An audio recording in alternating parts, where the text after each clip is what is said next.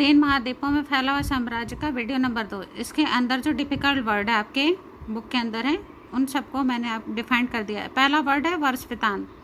वर्ष वृत्तांत होता क्या है? समकालीन इतिहासकारों द्वारा लिखा गया उस काल का इतिहास जिसे वार्षिक आधार पर प्रतिवर्ष लिखा जाता था उसे वर्ष वृत्तांत कहते हैं। दूसरा है पैपारस विज्ञानी।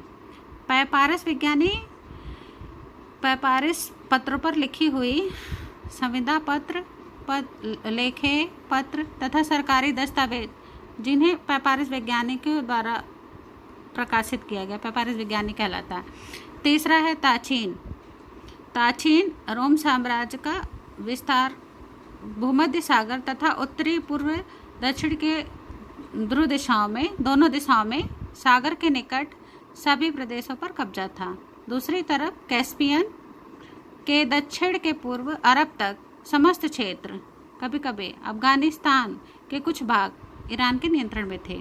इस प्रकार रोम और ईरान साम्राज्यों ने दुनिया के ज़्यादातर भागों को आपस में बांट लिया था, जिसे चीन के लोग ताचीन कहते थे। चौथा वर्ग है गणतंत्र। एक ऐसी शासन व्यवस्था जिसमें वास्तविक सत्ता सीनेट में निहित थी।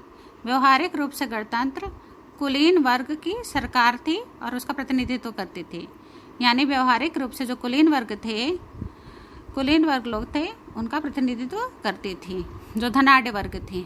गणतंत्र के सीनेट के द्वारा चला जाता था।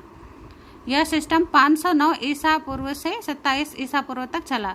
जूलियस सीजर के दत्तक पुत्र और उत्तराधिकारी ऑक्टेवियन ने गणतंत्र का तख्ता पलट दिया। उसने बाद में अपना नाम बदलकर ऑगस्टस कर लिया तथा रोम का सम्राट बन गया। पांचवा है बलात् भर्ती वाली सेना। 5 और 6 वर्ड दिए हैं ना, ये अंतर आ गया है। बलात् भर्ती वाली सेना एक ही है। बलात् भर्ती वाली सेना यानी कि कुछ वर्गों को या समूह के व्यस्त पुरुषों को अनिवार्य रूप से सैनिक सेवा करनी पड़ती थी।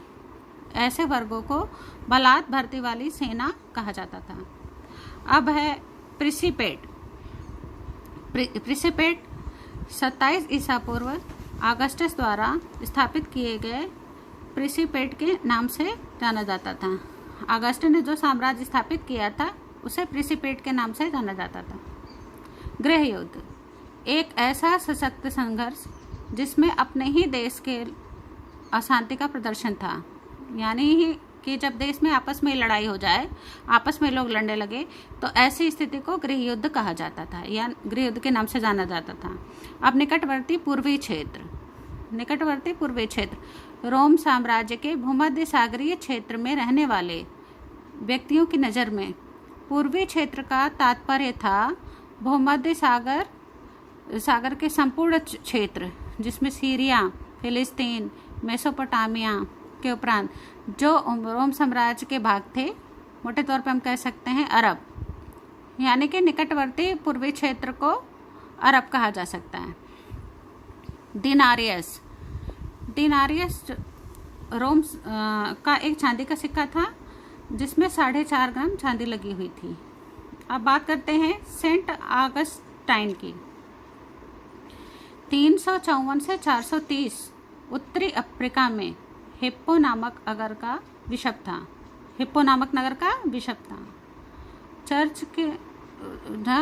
चर्च में कुछ उत्तम तरह का व्यक्ति था, बिशप।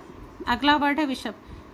ईसाई समुदाय का अत्यधिक महत्वपूर्ण व्यक्ति जो प्राय शक्तिशाली होते थे बिशप कहलाते थे। चर्चों में फादर से ऊपर जो पोस्ट होती है उसको बिशप, और ईसाई धर्म में जो सबसे बड़ी पोस्ट होती है उसको हम पोप के नाम से जानते हैं। पोप के नाम से जाना जाता है। अब बात करते हैं नाभिकीय परिवार की। 2 साल पहले के पेपर में नाभिकीय परिवार के बारे में पूछा गया। तो नाभिकीय परिवार की जो डेफिनेशन है वो है कि रोम साम्राज्य में की महत्वपूर्ण विशेषता क्या थी कि यहाँ पर वयस्क पुत्र मतलब बड़े जो पुत्र तो अपने माता पिता के साथ न कर अपने बीवी बच्चों के साथ अलग रहते थे। ऐसे परिवार को नाभिकीय परिवार कहा जाता था। अब एम्फोरा क्या है? अभी हम आपको एम्फोरा के बारे में बताते हैं। एम्फोरा का मतलब होता है शराब, जैतून के तेल और तरल पदार्थों की ढुलाई करने वाला मटका था अथवा कंटेनर था। यानी का एम्फोरा शराब, जैतून के तेल और तरल पदार्थों का ढुलाई करने वाला मटका या कंटेनर, उसको एम्फोरा कहते थे। उसके बाद है ड्रेसेल। ड्रेसेल क्या था? ड्रेसेल स्पेन में उत्पादित जैतून के तेल मुख्य रूप से जिन कंटेनर से लाया जाता था उसे ड्रेसेल 20 कहते थे। यानी स्पेन से जैतून का तेल जिन ड्रमों से, जिन कंटेनरों से आता था उसको ड्रेसेल 20 कहा जाता। यह नाम हेनरी ड्रेसेल के पुरातत्वविद के नाम पर आधारित था। यानी हेनरी ड्रेसेल के जो पुरातत्वविद थे उनके नाम पर यह नाम रखा गया था, ड्रेसेल 20। मौसमी प्रवास। मौसमी प्रवास का तात्पर्य ऊंचे पहाड़ी क्षेत्र तथा नीचे के मैदानी इलाकों में भेड़ बकरियों को तथा अन्य जानवरों को चराने के लिए चरागाहों की खोज में ग्वालों और चरवाहों और मौसमों के मुताबिक आवागमन था। यानी ये लोग जो मौसम के हिसाब से आते जाते थे, मौसमी प्रवास कहा जाता था। न्यूमीडिया और निकल्जीरिया में मौसमी प्रवास बड़े पैमाने पर होते थे।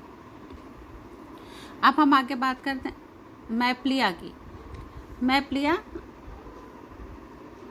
चरवाहे तथा अर्धवायर खानाबदोश तथा अपने साथ ओवन आकार की झोपड़ियाँ उठा के लेके चलते थे। मैपालिया कहा जाता था। मैपालिया क्या है? चरवाहे तथा अर्ध अयावर खानाबदोश समुदाय आम तौर पर ओवन आकार के इधर उधर लेकर घूमते, जिसको बंजारा कहते थे, खानाबदोश।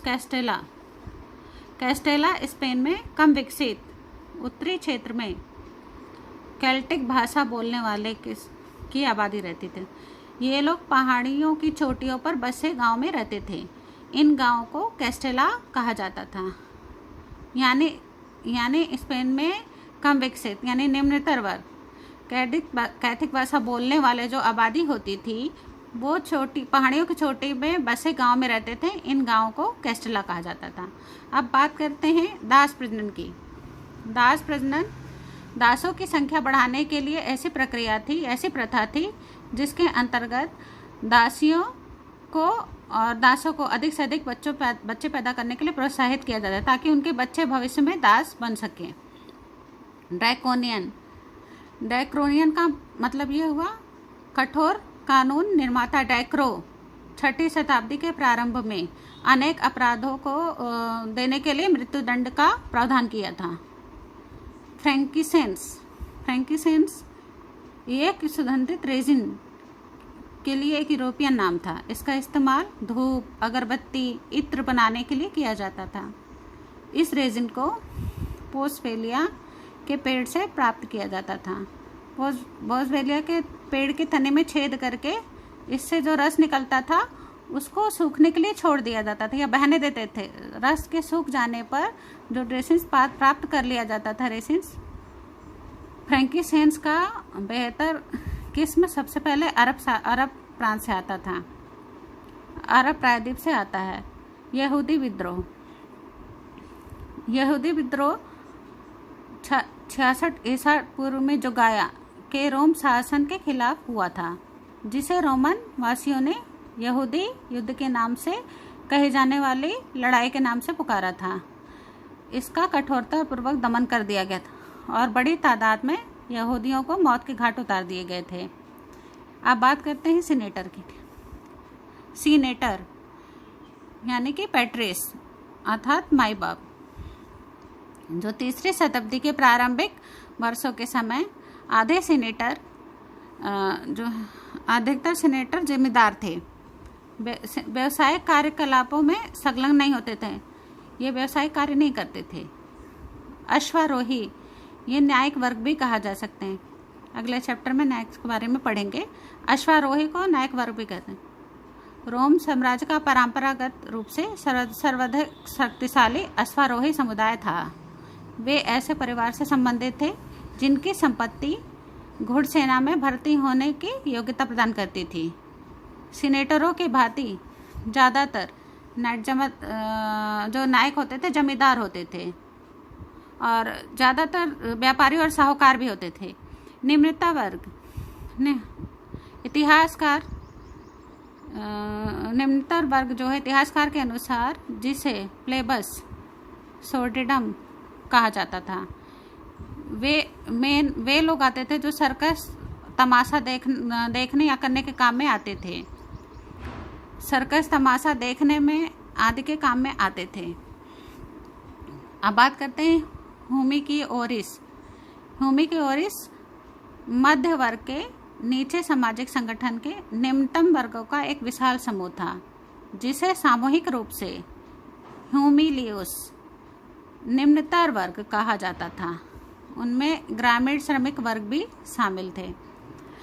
सॉलिड्स कॉन्स्टेंट द्वारा एक नया सिक्का जारी किया गया था। ये सिक्का 4.5 सोने के मतलब 4 से पॉइंट ग्राम सोने का बना था।